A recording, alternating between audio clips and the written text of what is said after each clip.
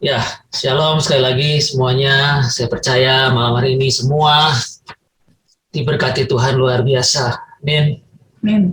Malam hari ini semua mengalami Tuhan lebih luar biasa lagi. Meskipun di tengah situasi yang kita tahu saat ini ya, peningkatan jumlah yang positif, tapi kita tetap percaya bahwa penyertaan Tuhan senantiasa sempurna buat kita anak-anaknya yang dikasihinya. Dan Tuhan pasti senantiasa melindungi kita, memelihara kita. Ya. Nah, malam hari ini kita mau belajar satu topik yaitu tentang mengenal Tuhan, knowing God. Ya. Nah, kita akan buka satu ayat dari Lukas pasal yang kelima, ayat 1 sampai yang ke-11. Judul perikopnya penjala ikan menjadi penjala manusia. Ya. Nah, dari kisah ini kita mau belajar seperti apa sih pengenalan akan Tuhan itu. Apa dampaknya buat kita gitu ya. Kita akan mulai dari ayat 1 dan ayat yang kedua. Itu dikatakan, pada suatu kali Yesus berdiri di pantai Danau Genesaret, sedang orang banyak mengerumuni dia hendak mendengarkan firman Allah. Ia melihat dua perahu itu di pantai, nelayan-nelayannya telah turun dan sedang membasuh jalannya. Ya. Jadi di sini jelas kondisinya perahunya sudah di tepi pantai, nelayan-nelayan sudah turun dan membasuh jalan, artinya mereka sudah melakukan pekerjaannya, karena kita tahu bahwa nelayan-nelayan ini bekerjanya itu tengah malam, ya mereka menangkap ikan itu tengah malam, karena ikan-ikan itu biasa muncul di tengah malam dan mereka menjala ikan di tengah malam. Dan pagi hari atau siang hari dia para nelayan itu sudah di tepi pantai dan sudah membasuh jalannya. Lanjut ayat ketiga, ia, yaitu Yesus, naik ke dalam salah satu perahu itu, yaitu perahu Simon, dan menyuruh dia supaya menolakkan perahunya sedikit jauh dari pantai. Lalu ia duduk dan mengajar orang banyak dari atas perahu. Di sini Yesus, saya percaya dia nggak asal pilih perahu ya. Dia pilih perahu Simon karena mungkin dia merencanakan sesuatu buat Simon. Ya. Cuma memang tidak dijelaskan di ayat ini gitu ya. Di sini cuma dikatakan Yesus naik ke salah satu perahu, yaitu perahu Simon, dan menolakkan perahunya sedikit jauh dari pantai supaya ia bisa mengajar orang banyak ya. Karena saat itu orang banyak berkerumun, jadi supaya orang banyak itu tidak terlalu mendesak Yesus, ya Yesus naik ke perahu dan agak jauh dari pantai. Jadi dia bisa dengan leluasa mengajar orang banyak. Kemudian di ayat keempat, setelah selesai berbicara, ia berkata kepada Simon, bertolaklah ke tempat yang dalam dan tebarkanlah jalamu untuk menangkap ikan. Nah, di sini Yesus tahu gitu ya bahwa Simon ini belum mendapatkan ikan. Makanya Yesus menyuruh Simon untuk menebarkan jala ke tempat yang dalam. Ya. Di sini kita tahu bahwa Tuhan tahu keadaan kita meskipun kita tidak bercerita kepada Tuhan tentang keadaan kita ya. Mungkin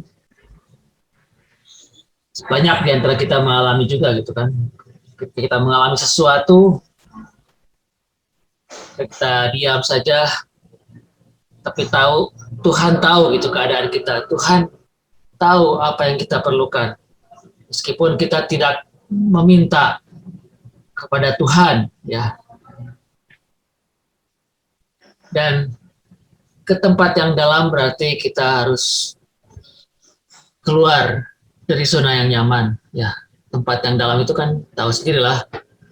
Kalau kita lagi berenang, masuk ke tempat yang dalam kan rasanya nggak nyaman ya. Apalagi kalau nggak bisa berenang gitu. Udah takut aja tenggelam. Ini pun sama gitu. Jadi dua hal ini dari ayat keempat kita bisa belajar bahwa tanpa kita bercerita kepada Tuhan pun Tuhan tahu keadaan kita. Dan Tuhan ingin kita untuk keluar dari zona nyaman kita. Ya, meskipun ada beberapa ayat firman Tuhan pun orang-orang yang mengalami mujizat itu dia berseru-seru kepada Tuhan, ya Tuhan tolong, dan mereka mengalami mujizat. Tapi ada kalanya juga si Simon ini tanpa dia cerita kepada Tuhan Yesus, tapi Tuhan langsung suruh Simon, ayo bertolak ke tempat yang dalam, tebarkan jala untuk menangkap ikan. Ayat kelima, Simon sempat ragu-ragu gitu ya. Guru, telah sepanjang malam kami bekerja keras dan kami tidak menangkap apa-apa. Tetapi karena engkau menyuruhnya, aku akan menebarkan jala juga. Di sini Simon, mungkin dia kan udah lama ya jadi nelayan, udah berpengalaman, dan dia udah tahu gitu, bahwa nangkap ikan itu nggak mungkin siang-siang, nangkap ikan itu tengah malam. Jadi dia sempat apa ya istilahnya,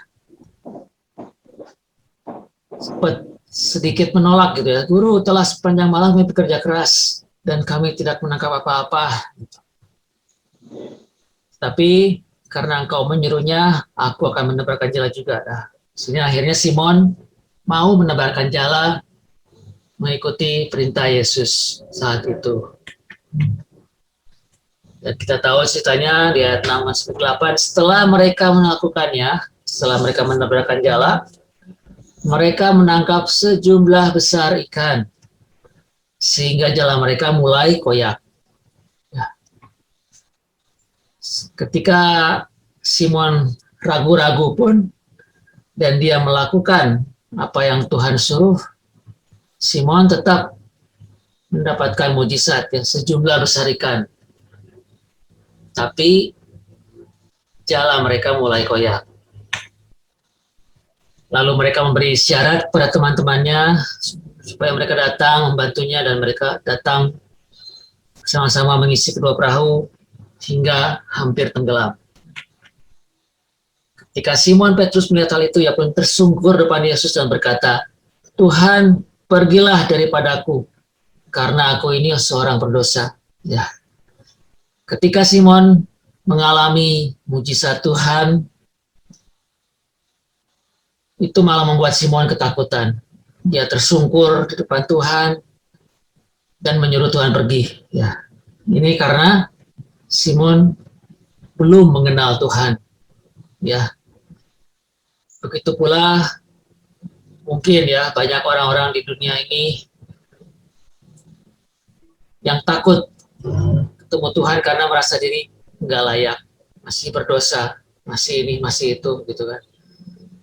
Mungkin sering kita dengar cerita, aduh, ntarlah kalau aku udah suci, udah bersih, baru aku datang sama Tuhan, gitu kan. Ya kapan mau bersihnya gitu kan, kapan mau sucinya kalau kita nggak pernah mau datang sama Tuhan. Karena Tuhan yang membersihkan kita, Tuhan yang menyucikan kita. Jadi pola pikir ini adalah masih pola pikir perjanjian lama ya. Kita diberkati Tuhan setelah kita melakukan ini gitu kan. Setelah kita berbuat ini, kita mendapatkan ini. Setelah kita berbuat baik, kita mendapatkan berkat. Kalau kita berbuat tidak baik, kita mendapatkan kutuk. Itu kan pola pikir perjanjian lama ya. Pola pikir hukum Taurat. Nah, ini pun yang dialami oleh Simon pada waktu itu. Nah, kita bandingkan dengan satu kisah lagi yang hampir sama, mirip, yaitu di Yohanes 21 ayat 1-14. Judul perikopnya, Yesus menampakkan diri kepada murid-muridnya di pantai Danau Tiberias. Ya. Situasinya sama, di tepi pantai, dan murid-muridnya menjala ikan. Ya. Dan mereka pun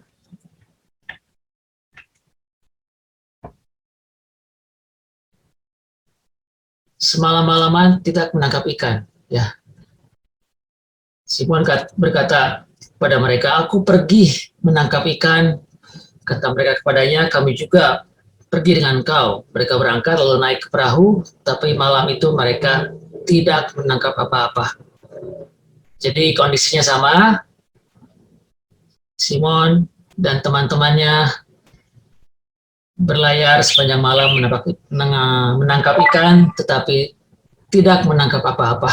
Ya, kondisi sama. Sudah semalam-malaman, tapi tidak berhasil menangkap ikan. Ya, itu yang pertama. Kemudian selanjutnya, ketika hari mulai siang, Yesus berdiri di pantai, akan tetapi murid-murid itu tidak tahu bahwa itu adalah Yesus. Kata Yesus kepada mereka, hai anak-anak, adakah kamu punya lauk pauk? Jawab mereka, tidak ada.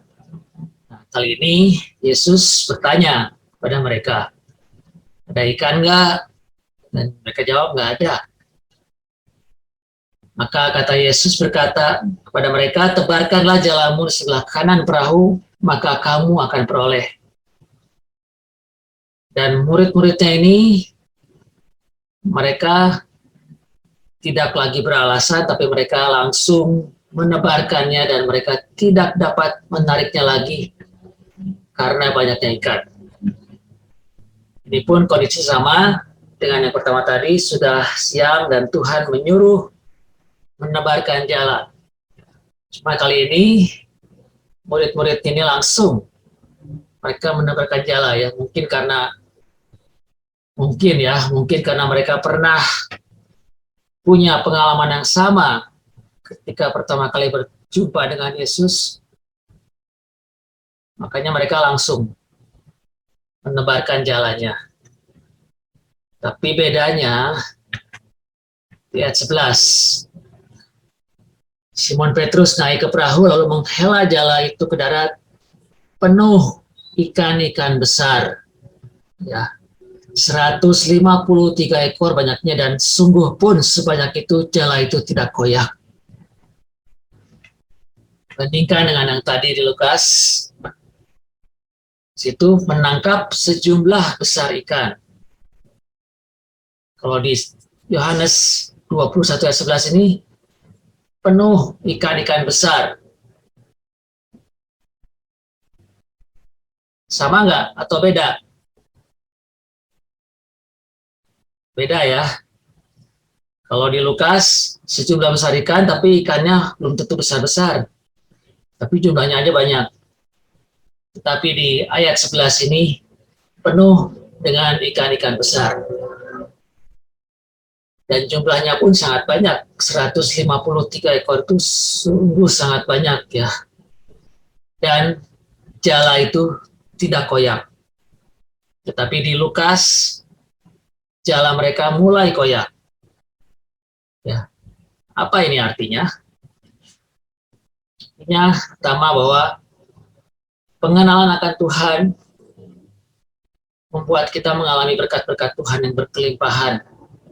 Dan tidak cuma itu, kita pun diberikan kemampuan untuk menikmatinya. Nah, jala tidak koyak berarti kita bisa menikmati. Kalau jalannya koyak kan berarti tidak bisa menikmati dengan sempurna. Ada apa? Harus benerin jala gitu kan, ada kos yang harus dibayar cukup besar untuk benerin jala, tapi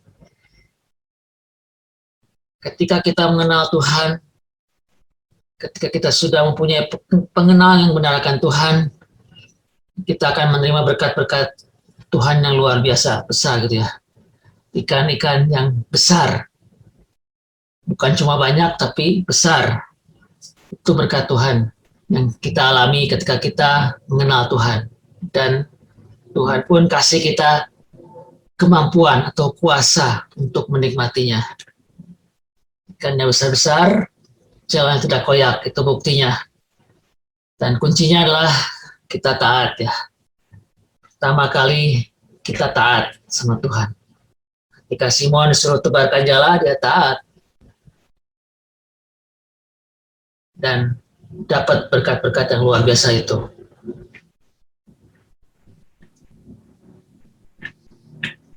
Kemudian kita lanjutkan ke ayat ke-7. Maka murid yang dikasihi Yesus itu berkata kepada Petrus, itu Tuhan. Ketika Petrus mendengar bahwa itu adalah Tuhan, maka ia mengenakan pakaiannya, sebab ia tidak berpakaian, lalu terjun ke dalam danau. Ya. Di sini pun bandingkan dengan tadi ayat ke-7 di Lukas 5. Ketika Simon Petrus melihat hal itu, ia malah tersungkur dan berkata, Tuhan pergilah daripada aku, karena aku ini sedang berdosa. Ya. Jadi yang pertama tadi, yang ketika Simon belum mempunyai pengenalan yang benar akan Tuhan, dia malah takut ketemu Tuhan, dia suruh Tuhan pergi. Tetapi di ayat yang ke-7 di Yohanes pasal 21 ini, ketika Simon Petrus tahu bahwa itu Tuhan, dia menghampiri Tuhan, ya, sampai terjun ke dalam danau. Itu luar biasa gitu, kerinduannya untuk berjumpa dengan Tuhan. Artinya pengenalan Tuhan yang benar itu membuat kita semakin merindukan Tuhan, semakin rindu untuk berjumpa dengan Tuhan. Ketika kita punya pengenalan yang benar akan Tuhan, itu akan membuat kita semakin merindukan Tuhan. Petrus terjun langsung ke danau untuk segera menemui Yesus. Dan kuncinya di sini adalah percaya. Percaya bahwa itu Tuhan. Percaya dengan apa yang Tuhan perintahkan. Percaya dengan apa yang Tuhan mau. Percaya bahwa Tuhan sanggup mengampuni dan memulihkan. Enggak hanya sanggup, tapi pasti. Ya. Kita tahu akhir ceritanya di Yohanes 21 ini bahwa Tuhan memulihkan Petrus. Ya. Sorry. Tuhan memulihkan Petrus ketika dia 3 kali bertanya kepada Petrus, Simon, apakah engkau mengasihi aku? Sampai 3 kali. Dan di situ benar-benar Simon dilawat, dijamah sampai dia menangis, dan yang ketiga kalinya dia menjawab, ya Tuhan, kau mengetahuinya. Ya. Dan kalau kita kupas lebih lanjut tentang percakapan ini, itu lebih luas lagi ya. Karena kata kasih yang dipakai di Yohanes 21 ini, itu ada beberapa tingkatan ya. Mulai dari kasih filia sampai dengan kasih agape. Kasih yang bersyarat sampai dengan kasih yang tidak bersyarat. Dan sampai Tuhan menurunkan standarnya pada Petrus, karena Tuhan tahu bahwa Petrus tidak sanggup melakukan kasih yang agape. Ya. Tapi Tuhan tetap memulihkan, mengampuni Petrus. Itu luar biasa. Jadi mengenalkan Tuhan akan membawa kita mengalami dan menikmati berkat-berkat Tuhan. Sebulan tadi,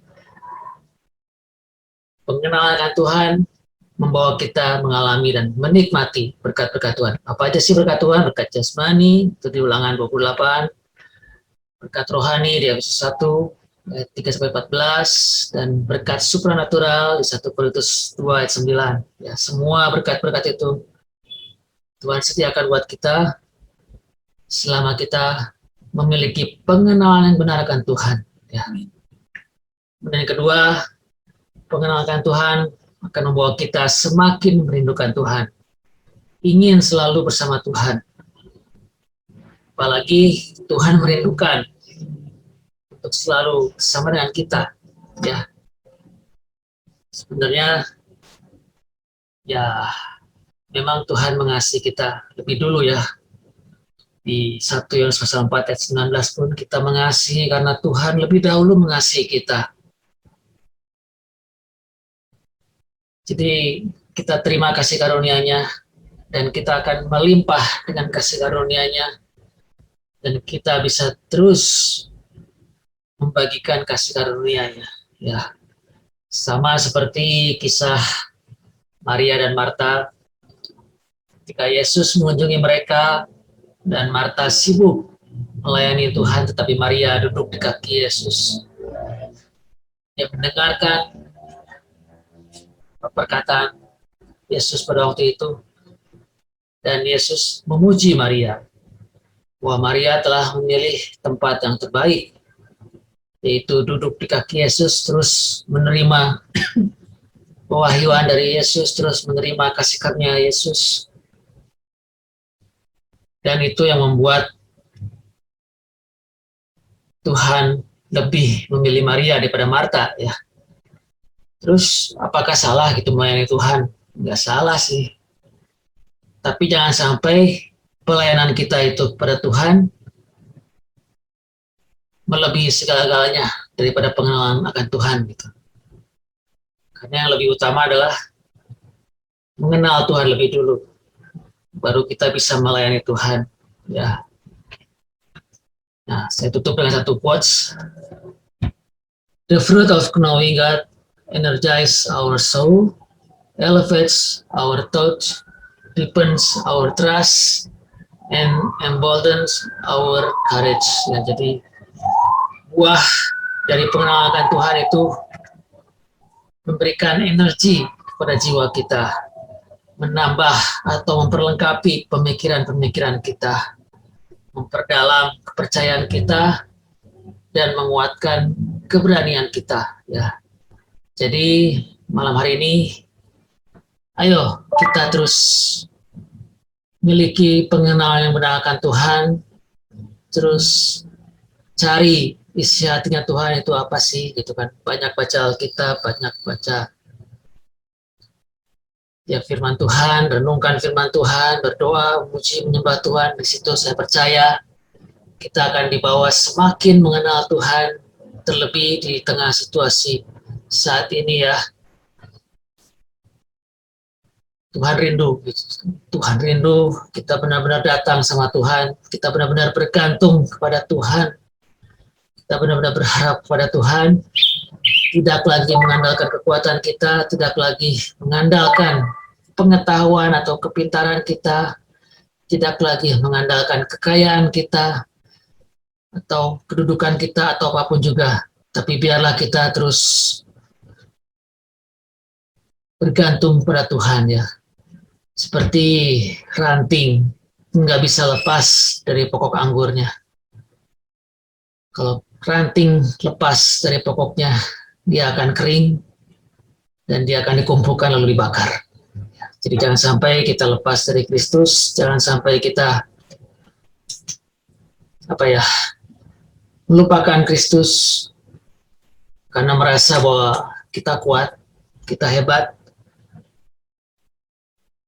kita mampu kok. Jangan. Tapi Tuhan rindu kita selalu merendahkan diri di hadapan Tuhan, kita selalu mencari wajah Tuhan. Ya. Di Matius 6 ayat 33 pun jelaskan, carilah dahulu kerajaan Allah dan kebenarannya, maka semuanya itu akan ditambahkan kepadamu. Ya.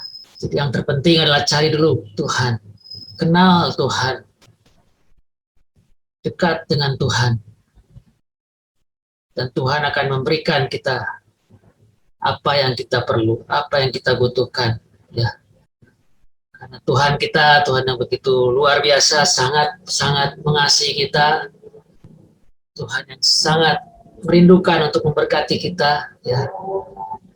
Apalagi kalau kita baca di Mazmur pasal 127, kita buka.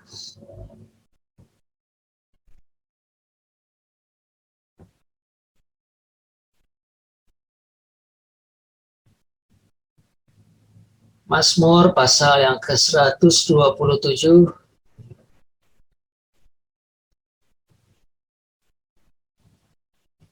ayat yang kedua. Boleh satu orang tolong bacakan? Mazmur 127 ayatnya yang kedua. Demikian bunyi firman Tuhan, sia-sialah kamu bangun pagi-pagi dan duduk-duduk sampai jauh malam, dan makan roti yang diperoleh dengan susah payah, sebab ia memberikannya kepada yang dicintainya pada waktu tidur. Amin. Ya, amin. Nah, di firman Tuhan ini jelas banget bahwa sia-sia gitu ya, kita kerja keras dari pagi sampai malam hanya untuk makan roti yang diperoleh dengan susah payah. Sebab ia Tuhan memberikannya kepada yang dicintainya pada waktu tidur, ya. Tapi kalau kita baca terjemahan lain itu jelas katakan bahwa Tuhan itu rindu memberikan kita tidur gitu ya. Bukannya memberikan kepada yang dicintainya pada waktu tidur, tapi memberikan rest itu kepada yang dicintainya. Tuhan rindu memberikan rest kepada yang dicintainya. Artinya Tuhan rindu supaya kita benar-benar rest sama Tuhan. Kita benar-benar ya menyerahkan gitu seluruh kekhawatiran kita, pergumulan kita kepada Tuhan. Ya. Karena di situ Tuhan yang akan memberikan kita damai sejahtera, ya. Seperti disampaikan Krista minggu lalu, ketika kita mau rest di dalam Tuhan, Tuhan memberikan damai sejahtera yang luar biasa buat kita semua. Jadi yuk, mari malam hari ini miliki pengenalan yang benar akan Tuhan. Ya. Miliki pengenalan yang benar akan Tuhan. Itu aja sharing firman Tuhan yang bisa saya sampaikan malam hari ini. Semoga bisa menjadi berkat buat kita semua, ya. Kita semakin lagi cari hati Tuhan, semakin lagi merindukan Tuhan, karena Tuhan terlebih rindu kepada kita semua. Amin. Tuhan Yesus berkati. Saya mau sharing sedikit tentang mengenal Tuhan tuh. Ini saya dapetin juga tadi malam ya gitu. Jadi mengenal Tuhan itu bukan cuma pas lagi baca firman terus maksudnya ada pewahyuan gitu ya. Nah, kadang-kadang pas seringnya juga pas kita lagi doa gitu ya. Tuhan tuh kan ngomong gitu di hati kita, ada pewahyuan. Nah, berdoa kalau yang hanya sekedar berdoa, Tuhan aku hari ini ucap syukur, berkati segala macam, itu kan sekedar berdoa gitu kayak permohonan. Tapi beda kalau misalnya kita berdoa tuh, kita dengar suara Tuhan dan ada pewahyuan gitu, ada pengenalan akan Tuhan waktu kita berdoa. Itu rasanya beda gitu doanya juga. Pas tadi malam doa bareng gitu, terus Tuhan tuh taruh di hati saya, nak, kalau kita dengar jangan takut apa segala macam tuh udah sering dengar gitu. Cuman kalau tadi malam Tuhan tuh kayak ngasih rema tuh di hati saya, nah aku ini milikmu gitu. Tuh rasanya kayak yang di hati itu langsung nyas gitu. Tuhan ya, Tuhan tuh miliknya aku gitu. Tuhan tuh aku tuh punya Tuhan gitu. Dan Tuhan bilang bukan cuman kamu yang aku miliki, tapi aku juga punya kamu gitu. Tuh rasanya kayak di hati aku, ya Tuhan Yesus, aku tuh punya segalanya di dalam Engkau ya Tuhan. Aku tuh perlu apa? Ya aku punya Tuhan gitu. Tuhan bilang Tuhan itu milik aku gitu. Itu berdoa dengan pewahyuan rasanya jadi sukacita. Jadi yang tadi Ko Owen katakan ya, ada rest, ada damai sejahtera, jadi kuat gitu ya. Pikiran jadi tenang gitu, senyum, jadi bawaannya jadi tenang, rileks. Iya Tuhan, Engkau milik aku gitu. Apa yang aku nggak punya gitu. Kalau Tuhan sendiri bilang Tuhan tuh milik aku gitu, tuh rasanya luar biasa gitu ya. Berdoa dengan pewahyuan, berdoa dengan pengenalan akan Tuhan tuh rasanya di pikiran tuh udah nggak mikirin apa-apa lagi gitu. Rasanya damai sejahtera gitu. Jadi ya benar juga seperti yang Kawan sharing yang malam ini ya tentang pengenalan akan Tuhan, membuat kita lebih rindu mengenal Tuhan, membuat kita jiwa kita dikuatkan, ya itu benar gitu. Jadi mengenal Tuhan nggak hanya pas lagi baca firman atau di mana, tapi pas lagi memuji Tuhan gitu, lagi berdoa gitu, Tuhan menyatakan dirinya, itu mengenal Tuhan ya luar biasa ya saudara. Jadi nggak hanya berdoa sekedar berdoa, nggak hanya berdoa sekedar meminta, tapi ada pengenalan akan Tuhan juga gitu. Waktu kita berdoa, waktu kita baca firman, gak hanya sekedar baca, tapi ada pengenalan akan Tuhan juga yang kita dapetin. Gitu, amin. Amin, haleluya. Sebenarnya apa yang didapetin istri ini saya baru nggak tadi Roh Kudus ingetin, itu adalah ayat yang apa namanya, menjadi rema pernikahan saya sama dia. Kalau bahasa Ibraninya tuh ani fidodili. Gimana, ada yang tahu nggak? Ani fidodili. Itu bahasa Ibraninya. Bahkan itu jadi sebuah quote yang saya taruh di apa namanya, di undangan pernikahan saya. 7 tahun yang lalu ya. 7 tahun yang lalu. Jadi itu di Kidung Agung, saudara. Jadi bahwa hubungan kita sama Tuhan adalah hubungan possession. Di Tuhan memiliki kita dan Tuhan pun ingin dimiliki kita. Jadi bukan possession sebagai, kalau gini, hamba dengan Tuhan itu satu arah possessionnya. Tuhan memiliki hamba, gitu, punya hak atas hamba. Tetapi hamba tidak punya hak atas Tuhan. Hamba hanya punya hak atas upah. Tetapi hubungan kita adalah hubungan anak dengan Bapa. Hubungan mempelai pria dengan mempelai wanita. Dan itu jauh lebih tinggi hubungannya. Jadi itu bahasa Ibraninya yang tercatat di Perjanjian Lama itu ani fidodili. Itu di Kidung Agung 2 ayat 16 sama Kidung 6. Kidung 6-nya ayat apa ya? Ntar saya cek dulu. Kidung 6 ayat 3, saya bacain dua-duanya, 2 kali. Jadi Kidung Agung pun juga kalau kita baca itu dahsyat, saudara. Itu bukan hanya, kok agak-agak gimana ya baca Kidung Agung tuh, kayak cinta-cintaan, agak ada dalam tanda kutip juga. Ya kalau ada yang bilang porno mah, ngeres aja pikirannya gitu, baca Kidung Agung kok, ini ayat porno nggak usah dibaca gitu. Ada begitunya, kata siapa? Berarti pikiranmu yang waktu baca itu kemana-mana. Kayak gitu. Saya bacakan buat saudara yang di Kidung Agung 2 ayat 16. Kekasihku kepunyaanku dan aku kepunyaan dia yang mengembalakan domba di tengah-tengah bunga bakung. Saya highlight di ayat awalnya, kekasihku kepunyaanku dan aku kepunyaan dia. Jadi ini kayak Tuhan bilang bahwa kamu tuh kekasihku dan kepunyaanku, dan Tuhan tuh menyatakan bahwa aku pun kepunyaanmu gitu. Jadi bukan aku bukan hanya memilikimu dan engkau tidak boleh memiliki aku. Aku memilikimu dan aku dimiliki olehmu. Dan di Kidung 6 ditegaskan lagi. Di Kidung 6 ayat 3, aku kepunyaan kekasihku dan kepunyaanku kekasihku yang mengembalakan domba di tengah-tengah bunga bakung. Jadi ada sebuah kayak statement 2 kali di Kidung Agung ini tentang bahwa aku kepunyaan kekasihku dan kepunyaanku lah kekasihku.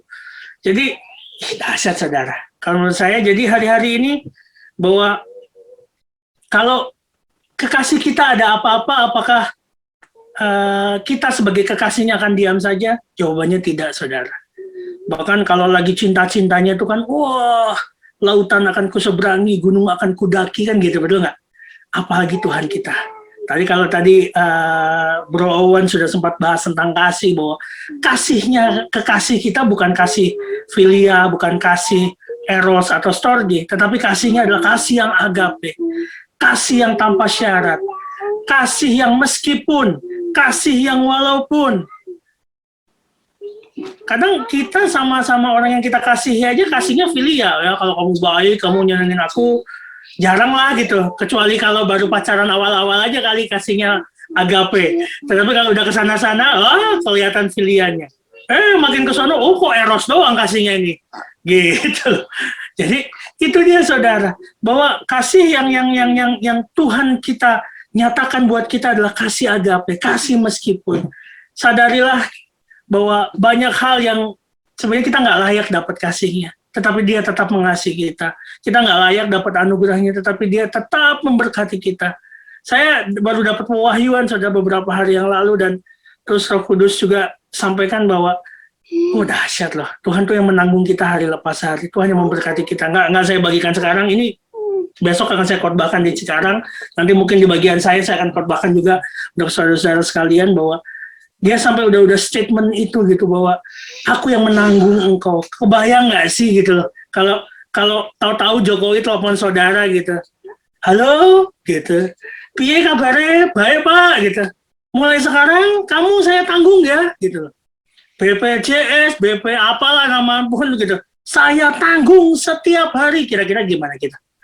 Oh, terima kasih, Pak. Ini ada presiden lebih dari presiden. Raja di atas segala raja.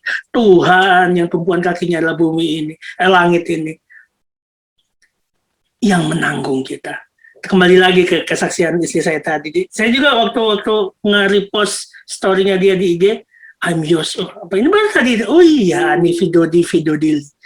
Kepunyaanku lah kekasih, aku kepunyaan kekasihku dan kepunyaanku lah kekasihku. Jadi Tuhan menyatakan, aku ini kepunyaan kekasihku dan kepunyaanku lah kekasihku. Jadi engkau lah kepunyaanku dan aku juga engkau punyai. Dan itulah hubungan kita sama Tuhan. Dan ketika kita dipunyai Tuhan, dia bertanggung jawab penuh atas hidup kita. Dia bertanggung jawab secara penuh dalam hidup kita. Seringkali kita yang nggak percaya. Betul, kita masih hidup dalam daging. Saya pun pribadi, saudara, kalau saya boleh jujur, masih sering bergumul tentang itu. Masih sering ada khawatir, bimbang. Makanya Tuhan melalui Roh Kudus selalu menguatkan saya untuk jangan khawatir, tetap percaya, jangan bimbang. Pegang firman-Nya, pegang janji-janjinya, dan apa yang kita sudah dengar malam hari ini melalui kebenaran firman, itulah janji-janjinya, itulah firman-Nya. Pengenalan akan dia membawa kita semakin tahu betapa dia mengasihi kita, betapa dia begitu sayang terhadap kita, betapa dia mempedulikan kita. Itu yang saya dapat malam hari ini, dan betul, I'm yours, forever yours, kata Tuhan.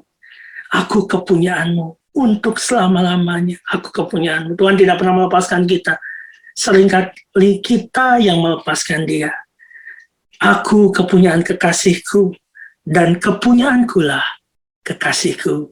Bahasa Ibraninya Ani Fidodili. Ani Fidodili. Itu aja kalau dari saya. Dari semua berkati. Haleluya. Silakan, ada yang mau tambahin lagi? Ya, saya mau ikut nambahin sedikit tentang apa yang dari kawan sampaikan. Betapa pentingnya pengenalan akan Tuhan. Pengenalan akan Tuhan itu akan membentuk respon kita kepada Tuhan. Seperti apa ya tadi yang kawan sampaikan, ya cerita tentang kisah tentang satu orang tapi mempunyai dua respon yang berbeda. Petrus di perjumpaan pertamanya dengan Tuhan Yesus, begitu dia menjumpai mujizat, dia langsung tersungkur dan bilang, Tuhan pergilah sebab aku ini orang berdosa.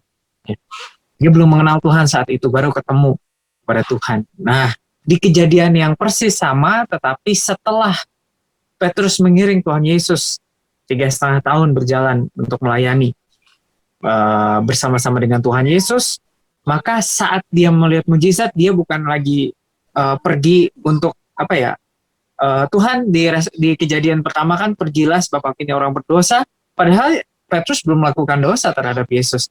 Nah di Yohanes kejadian setelah kebangkitan Tuhan Yesus, Petrus justru setelah mengalami suatu peristiwa yaitu menyangkal Tuhan Yesus 3 kali. Ya, justru setelah Petrus menyangkal Yesus, Petrus justru berani untuk menghampiri Tuhan Yesus. Ya kejadian di Yohanes kan setelah Petrus menebarkan jala dan kemudian mendapat 153 ekor ikan besar-besar, dan dia menyadari bahwa itu Tuhan, itu guru. Dia langsung nyebur berpakaian dan langsung nyebur, bukan nyebur kabur tetapi nyebur menghampiri Tuhan Yesus. Nah, apa yang membuat respon Petrus ini di dua kejadian ini berbeda adalah pengenalan akan Tuhan. Di kejadian yang pertama Petrus melihat sebagai Tuhan itu Tuhan yang tidak terjangkau. Memang Tuhan yang kudus, ya. Dia takut dekat-dekat dengan Tuhan. Kenapa? Sebab dia merasa dia orang berdosa, ya.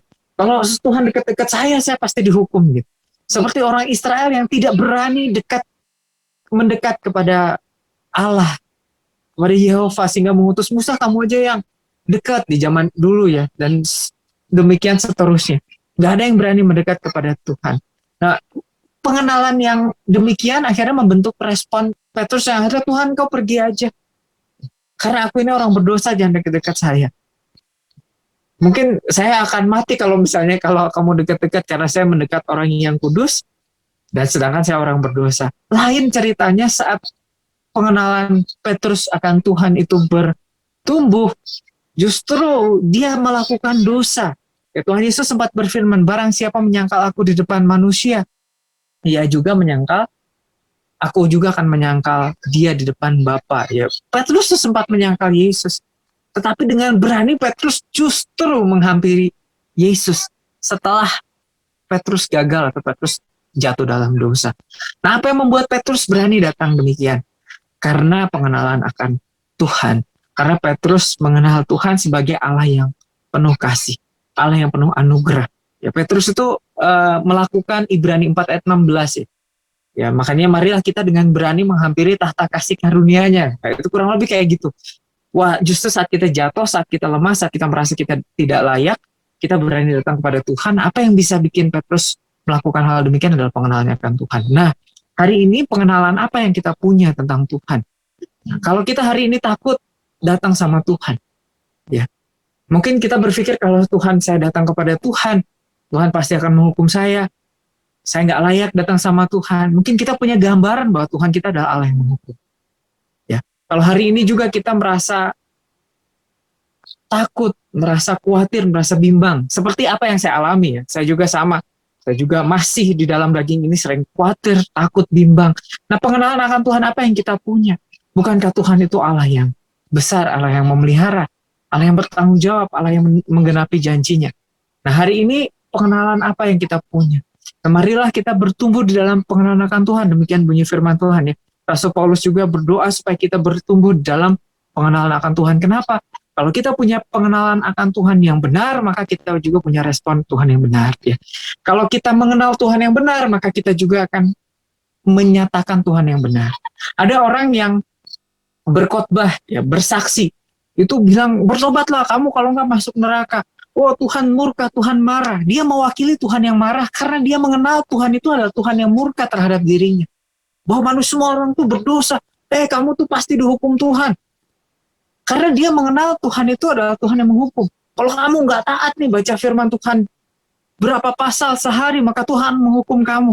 Nah, mungkin kalau ada orang yang menyatakan Tuhan yang demikian, demikianlah Tuhan yang mereka kenal. Tapi lain lagi mungkin kalau kita mengenal Tuhan adalah Tuhan yang penuh kasih, ya kita bisa melihat, Tuhan sudah mengasihi kamu. Tuhan sudah mengampuni kamu. Maka kita juga akan menyatakan Tuhan yang penuh kasih. Jadi seperti apa Tuhan yang kita kenal, demikian juga kita akan merespon, menyatakan, bersikap demikian. Kalau kita melihat Tuhan sebagai Tuhan yang murka, maka kita akan takut datang sama Tuhan, dan kita juga akan menyatakan murka Tuhan ke orang banyak. Tetapi kalau kita melihat atau mengenal Tuhan sebagai Tuhan yang penuh kasih, penuh anugerah, penuh kasih karunia, maka kita juga akan berani datang kepada Tuhan. Rindu untuk dekat-dekat dengan Tuhan. Dan juga kita akan menyatakan ke lingkungan sekitar kita Tuhan yang penuh kasih. Nah, jadi betapa pentingnya pengenalan akan Tuhan seperti yang tadi Kak Wan sudah sampaikan. Marilah kita terus bertumbuh di dalam pengenalan akan Tuhan. Mari kita melihat kabar baik kita, Alkitab kita disebut Injil yang artinya kabar baik. Ya. Kalau kabar baik berarti sesuatu yang menyenangkan, sesuatu yang membawa kebaikan. Dan itu adalah menyatakan Allah yang penuh anugerah. Berita yang penuh kemurahan. Nah, oleh karena itu mari kita lebih lagi bertumbuh di dalam anugerah Tuhan. Sehingga pengenalan akan Tuhan yang begitu luar biasa itu yang akan membentuk respon kita. Nah, kalau saya tambahkan satu contoh sedikit lagi, 1 menit mungkin. Rasul Paulus adalah rasul yang luar biasa. Dia sama sekali tidak mementingkan dirinya sendiri. Hidupnya dia dedikasikan sepenuhnya untuk melayani Tuhan. Dan di dalam pelayanannya, bahkan sebagian besar pelayanannya dia lakukan dari penjara. Tetapi kita tidak melihat betapa kecutnya hati Rasul Paulus atau kecewa dan lain sebagainya. Bahkan di penjara, dia menulis ke jemaat di Filipi, bersukacitalah senantiasa. Dia menulis bersukacitalah, itu surat Paulus kepada jemaat di Filipi, dan itu dia tulis dari penjara. Nah, kenapa Rasul Paulus itu punya respon demikian? Karena pengenalannya akan Tuhan. Ya, karena kenapa dia pikir dia berapa kali karam kapal, kelaparan, dikejar baik oleh saudara maupun oleh musuh, dikejar oleh pemerintah, dikejar oleh ahli-ahli agama, dia dipenjara seringkali, dia dihukum, dia bahkan dihukum sesah sama seperti Tuhan Yesus, 40 kurang 1 pukulan. Ya, bahkan Rasul Paulus pernah dijatuhi hukuman mati. Kalau saudara lihat itu dengan cara dirajam, tapi dia nggak mati. Tetapi apa yang membuat Rasul Paulus punya respon demikian sungguh-sungguh melayani Tuhan adalah pengenalan. Makanya di suratnya di Filipi kan, sebab yang dahulu tuh aku anggap sampah, dan yang ada di depan itu yang saya mau kejar, yaitu pengenalan akan Tuhan. Sedemikian rupa pengenalan akan Tuhan tuh Rasul Paulus anggap berharga. Dan apa yang sebelumnya dianggap sampah, apa yang dianggap dia sampah, Paulus itu adalah satu-satunya murid dari rabi namanya Gamaliel, ya, rabi terbesar. Dulu kalau nggak salah posisinya tuh salah satu ketua mahkamah besar Yahudi saat itu. Rasul Paulus adalah muridnya, artinya dia yang meneruskan. Rasul Paulus tuh calon rabi yang bukan biasa-biasa saja. Dia ahli Taurat. Dia ahli Taurat dari golongan Farisi, dan dia bilang, saya tuh pintar banget kalau ngomongin Taurat, tapi semuanya tuh saya anggap sampah. Semua kehebatan saya, kepintaran saya, dia bukan hanya jago di ahli agama, dia juga ahli di bidang sekuler. Dia juga pintar untuk membangun. Dia kan selain ahli Taurat, dia juga ahli bangunan. Dia pandai membuat tenda, dia pandai membuat bangunan, dia pintar. Rasul Paulus bukan hanya orang Yahudi, tapi dia juga warga negara Romawi. Jadi benar-benar jaringan dan sesuatu yang luar biasa, yang secara dunia dipandang tuh baik dan hebat. Tetapi Paulus bilang semuanya ini sampah untuk pengenalan akan Tuhan. Yang penting buat saya mengenal dia. Yang penting buat saya mengalami dia dan menyatakan dia. Nah, respon inilah yang sebenarnya kita perlu punya juga, ya. Jadi kita bisa melihat kalau hari ini bagaimana respon kita menghadapi pergumulan, menghadapi segala sesuatu, bahkan respon kita kepada Tuhan itu dipengaruhi oleh pengenalan akan Tuhan. Jadi marilah kita mengenal Tuhan yang benar, Tuhan yang penuh anugerah, penuh kasih, sehingga kita juga punya respon yang benar kepada Tuhan. Amin. Tambahan saya. Terima kasih, Tuhan Yesus berkati.